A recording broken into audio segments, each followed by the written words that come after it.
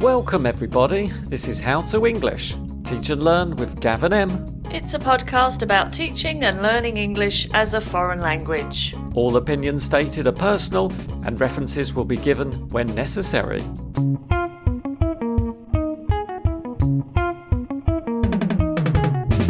Here we are again, Gav. We are back, and this time, Em, the topic is comprehension.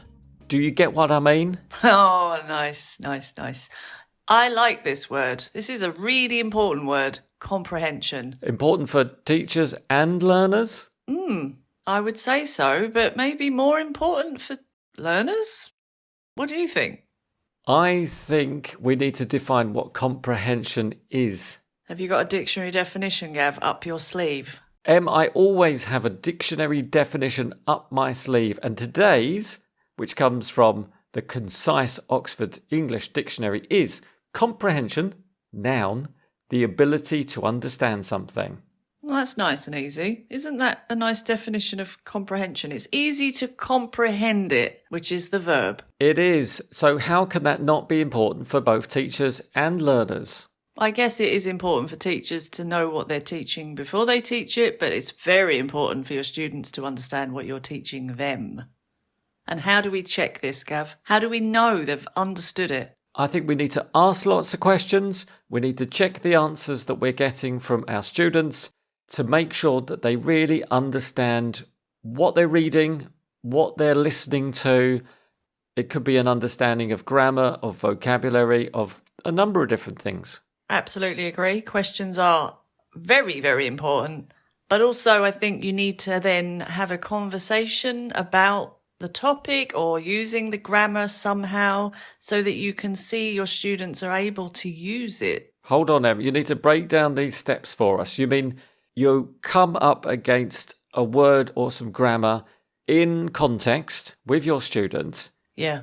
And then they look confused, or maybe you think, oh, I need to just check this word. Maybe this is new. Yeah. Maybe this language is new for them. I want to be sure that they understand before we continue to the next part of this activity. Yeah.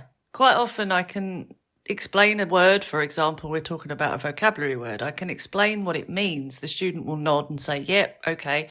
Maybe I'll ask a CCQ, which we're going to come to. CCQ. I'll ask a comprehension checking question, which may be a yes-no question or an open question, which gets me one step closer. But then I will say to the student, can you use that word in a sentence? And that really confirms that they've understood it. If they can use it in a sentence in a way that's grammatically correct and makes sense. And they're not just repeating what you told them.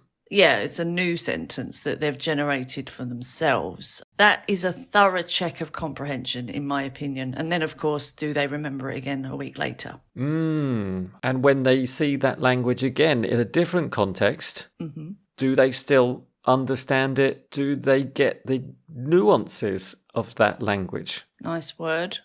There is a lot involved. And you think about this for every word, every new grammar structure, it's vast, isn't it? But I guess as teachers, you get an instinct about the language that may be new to your students, may be key to understanding that particular sentence, paragraph, or the concept that you're teaching. So there's a little alarm bell that maybe goes off and you think, they're all nodding, they're all smiling, but do they really understand? And that's where, as you said, you might just say, does anybody know this word? How do you describe it? You could perhaps ask them to give you an example sentence where they use it, or then you go ahead with your CCQs. Yes. We need a context. We need an article. We need audio listening task for us to really hammer down. Hammer down? Hammer on? Hammer home? Hammer home. The concept of comprehension. Gav, I think we need some practical application to demonstrate comprehension. And we need to find some resources so we can demonstrate what comprehension is in today's show. And we need a theme as well, I suppose. Well, if you ask me, I do have a favourite theme which we've not talked about for a little while now. Let's go with that then. What theme would you like to talk about? I would like to discuss the environment and sustainability. Right. Well, that's a good thing because luckily enough, today we have a contribution from Deanna, who's from Open Shores English. You can find Deanna on Instagram at Open Shores English. How do you spell that? Open Shores, like seashore, SHORES, English. You'll find resources supporting students' language learning, self-expression, responsibility and personal growth to give your students confidence in their voice on the world stage. Have they also got a website, Em? They have indeed. openshoresenglish.com/English-for-Earth, where you can find out more about their course, which is called English for Earth, which is B2 grammar and vocabulary for confident speakers on the world stage. If you're a passionate advocate for the planet and its people, but struggle to articulate your ideas in English, if you want to become a confident leader in your community and push for change on a global scale, then join Open Shore English for their upcoming course, English for Earth for B2 learners. And I can see from their course it says, study English and practice with like-minded people by becoming part of a growing community committed to building a better, more sustainable world. So let's get to know Deanna a little bit more. Hello, Em and Gav. Hello, everyone. This is Deanna with Open Shores English, an online community of sustainable development goals supporters and sustainability professionals who are committed to the exploration of English language through an eco-conscious, earth-friendly lens. I just wanted to take a moment to thank you both for inviting me to speak to the listeners of How to English podcast.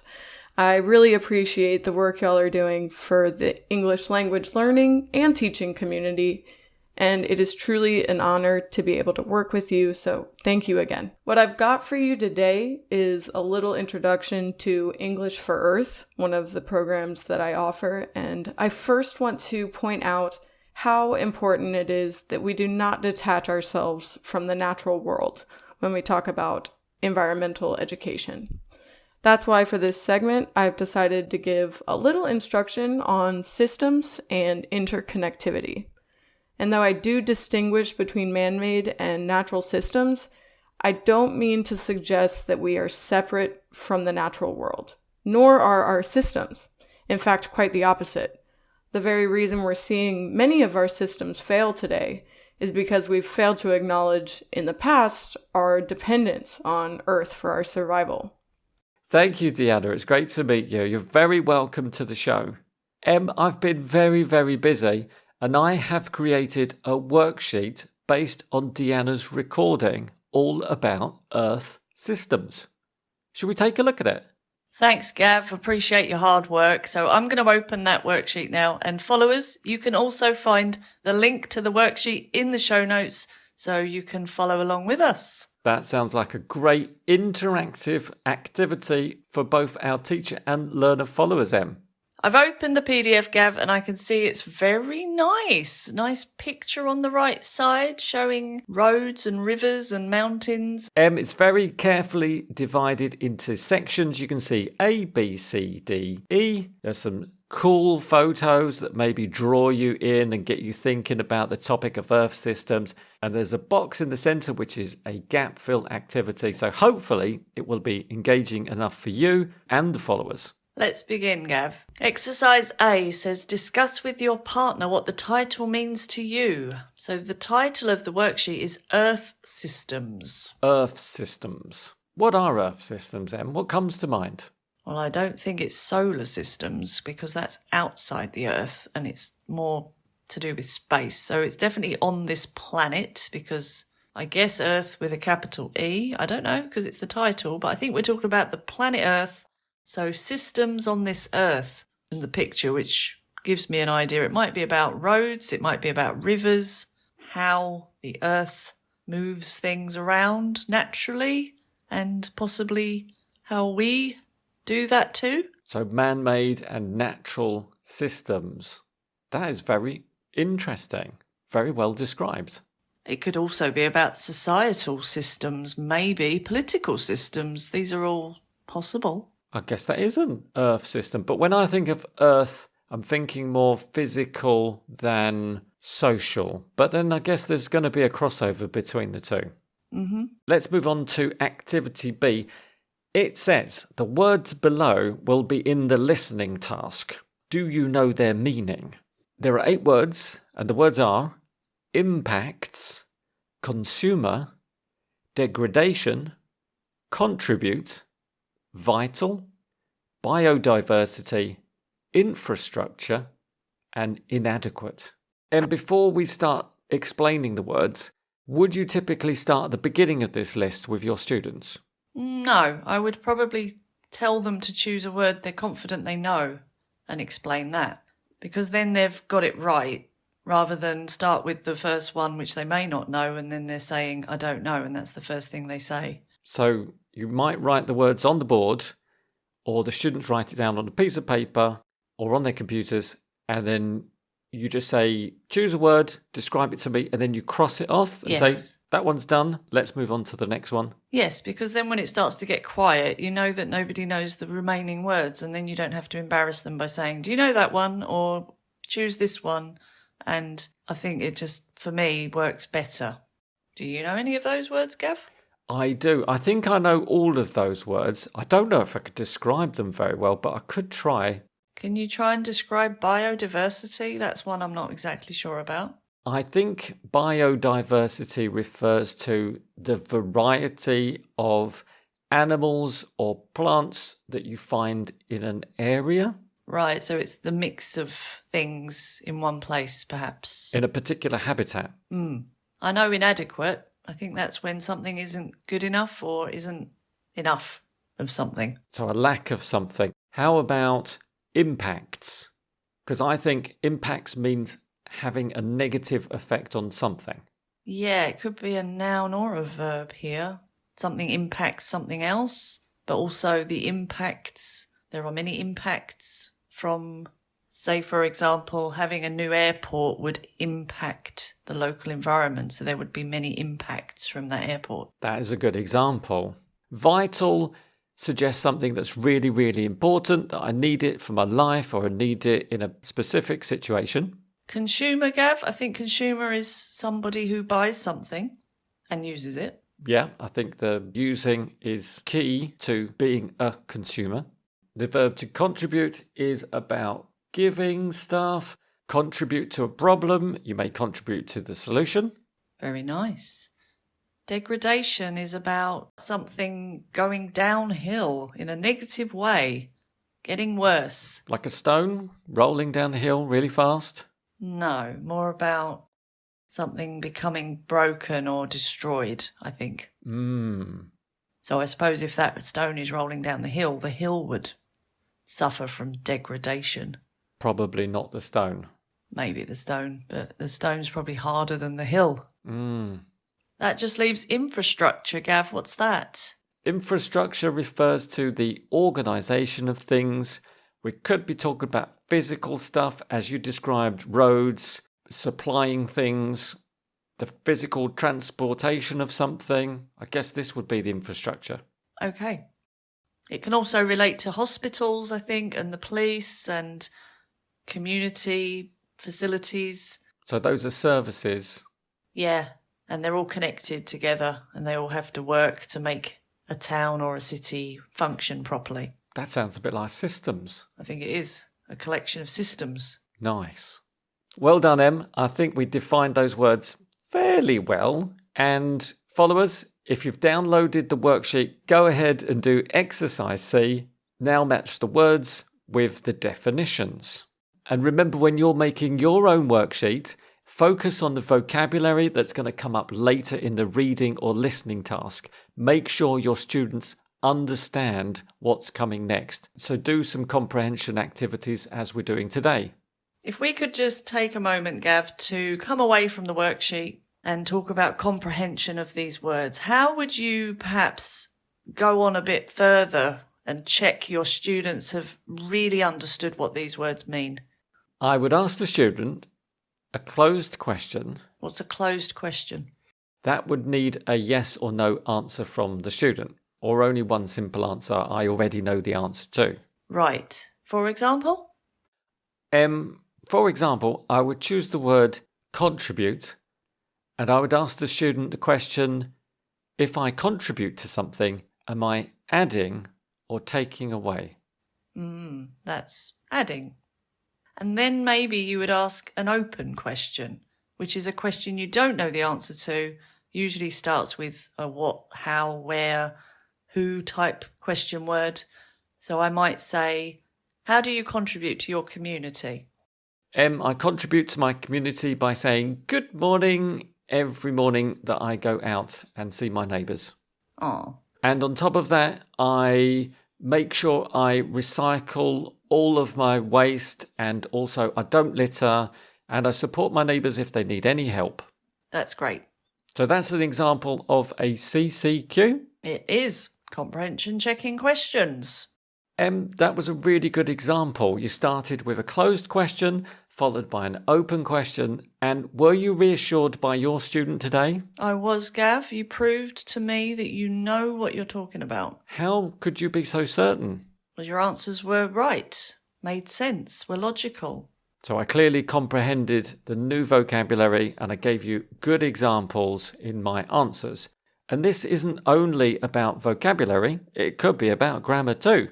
Absolutely, Gav. It applies to everything we teach. That's absolutely right. If I just remember yesterday, I was teaching the second conditional to my class, and we came up with the sentence, if I had a recycling centre nearby, I would recycle more often.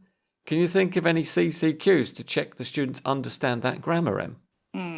I would say, do you have a recycling centre near you? I don't. Can you recycle often? Not as often as I would like to.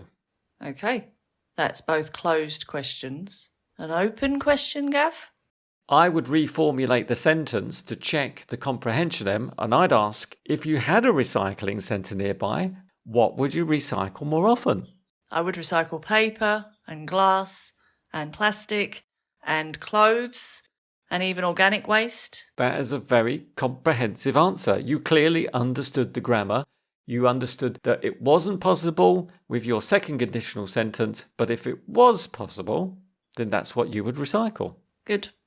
Let's go back to our worksheet, Gav. Exercise D is we have 3 titles below. We need to read the titles, then listen to the recording and decide which title suits it best. Shall we read the titles aloud? Number 1, why are transportation systems vital to human survival? Number 2, understanding the dynamics of natural systems in relation to man-made systems. Number 3, man-made and natural systems, the interplay between progress and environmental harm. Let's listen to Deanna's recording now and decide which title we think fits. Let's begin our mini lesson. Man-made and natural systems surround us, each playing a vital role in our world. For instance, transportation systems like railroads, highways, airports, and shipping routes make global connection possible. In essence, transportation systems are the lifeblood of our global community, enabling human mobility or movement and facilitating commerce. But there are natural systems that are in place as well. And we can see now that we are bumping up against the limits of these natural systems. Besides the ecosystems I mentioned earlier, other natural systems include hydrologic systems, like the water cycles, and geological systems, like tectonic movements. And they exemplify nature's dynamic processes shaping our Earth. While man-made systems have undoubtedly facilitated significant progress, they've also been major contributors to environmental degradation. Transportation systems, for instance, contribute significantly to environmental harm. Cars, planes, and ships produce vast amounts of carbon dioxide and other harmful gases, contributing to air pollution and the greenhouse effect. Moreover, large-scale infrastructure projects can fragment habitats and disrupt wildlife, further compromising biodiversity. Industrial systems, too, emit high levels of greenhouse gases, contributing to global warming and climate change. This, in turn, leads to rising sea levels, extreme weather conditions, and biodiversity loss, disrupting ecosystems on a global scale. Furthermore, our consumption and waste management systems contribute negatively as well. The extraction of natural resources to fuel consumer demand often leads to habitat destruction and species loss. At the same time, our current recycling and waste disposal methods are inadequate, leading to pollution of land and water bodies and species loss. Ultimately, our man-made systems, while vital for societal progress, have had a profound negative impact on natural systems. It is our duty, then, as stewards and residents of the planet, to either fix the man-made systems we have in place or trash them altogether and start anew. Perhaps this second option seems extreme, but honestly, we're only just beginning to understand the true meaning of extreme. Oh, there was a lot of information there. It was really, really interesting. I love learning about the environment, about systems. Focusing on the task, Em, I don't think the title is Why Are Transportation Systems Vital to Human Survival? The recording wasn't focused on how vital these systems are. It was definitely about transportation, but not about how important it is. I agree with you, Gav. Not number one. What about number two? Understanding the dynamics of natural systems in relation to man-made systems. Again, there was a lot of content about natural and man-made systems, but I didn't hear a lot of comparison. So I'm not sure it was in relation to. What do you think? I agree. I did hear the word dynamic, but I don't think, as you said, it was about the similarities and differences, the connections between these two types of systems. Therefore, I am quite sure that number three, man-made and natural systems, the interplay between progress and environmental harm, is the title. These are key elements to the recording task we just did. Do you agree? I agree, because Deanna mentioned a lot of examples about how transportation has improved our world, but also has had a negative effect. I definitely remember a lot of examples of that. Me too. So that was called a GIST task, Gav. A GIST task. GIST. What is GIST? GIST. Do you get the gist of it? I tried to get a global view on the recording, although sometimes I was very fixed on the details because it was so interesting. But I got an overall view and I came up with number three as the title for me. But how did you get to your answer? Yeah, exactly the same way. I just thought I wasn't really focusing on the details. I was just thinking generally, what is this about? And there was a lot of information, so I wasn't able to think about details. I was trying to follow it as a general idea. And then I looked back at the titles and I thought which one matched it best. I really had to think about the whole thing, generally. And how do our students benefit from that? It's a bit less stressful, I think, to do it like that so that they're listening in a more relaxed way and getting an overview of something, which is a skill that you need when you're listening to something that's quite long or complicated. And of course, they would probably need to listen again to do detailed, specific listening, which is what comes next on the worksheet. Exercise F, we have 10 questions, very specific information that we need for answering these questions. And followers, please feel free to listen again to the recording and answer the questions, or do it with your students in the class. Gav, we should probably just do the first two to give our followers an example of these questions. What is the first question, Em? Number one, what are transportation systems and why are they important for global connection?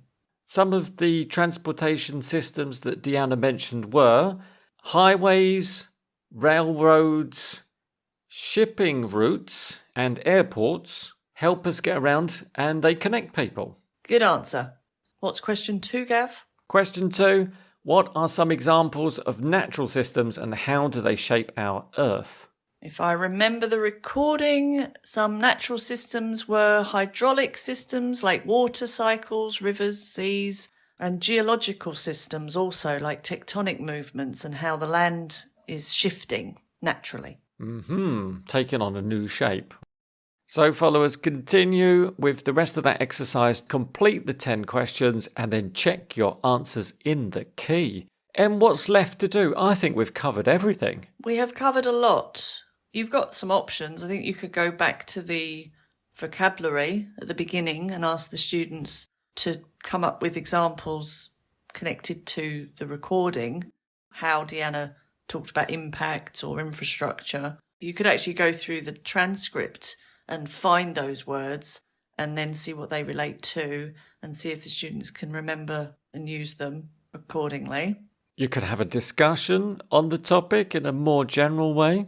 Yeah, that would naturally lead into your own opinions, how you feel about this topic. How natural systems are playing a vital role in your life or the workings of your community or your country or the planet as a whole. What kind of transportation systems you have in your local area, if you think they're having a positive or negative impact. And can we adapt them or improve these systems so that they have less negative impact on the environment and possibly make them more efficient and save money? Fortunately, Deanna has made her own questions for us, Em. Shall we have a listen? Yes, Gav. A few questions for you before you go that I encourage you to answer either in an audio clip or in written format that you can send to me at deanna@openshoresenglish.com. Question number 1. What are some benefits and consequences of increased efficiency of transportation systems? Number 2. What resources do we demand from our planet? And which of those resources will likely become unavailable within our lifetime if we do not take better care to conserve them? Number 3. What do you believe will happen if human activity continues to disrupt the natural systems in place? Any further ideas are more than welcome. And again, thanks so much to Gav and Em for welcoming me to the podcast, and I look forward to sharing more learning resources and insight soon. Some great questions there, and as Deanna said, become part of the community. Send your answers to Deanna at openshoresenglish.com and become part of the conversation. Yes, some really thought-provoking questions there, and that's going to really open up the debate and the discussion, moving away from our simple closed questions to a much more engaging and rewarding conversations between the students, between the teacher, and between our community. Gav, I think it's time for Learn a word. And this week's word is... There is no word. No, because we've done loads of words. Just go back and do the words we did earlier. Lots of words to learn today. And a special thank you to Deanna for introducing this topic, a really important topic that we love discussing. And thank you to the followers for taking part in today's activity. Don't forget to use your comprehension questions in your activities. Whatever activity you're doing, I think it's really worth remembering, teachers and learners, to check the comprehension. And thank you, Gav, for your fabulous worksheet. It's always a pleasure to get free resources from you. Thank you for that. Feel free to use my resources anytime, and also followers, check them out. Em, I'll catch you next time. Bye for now.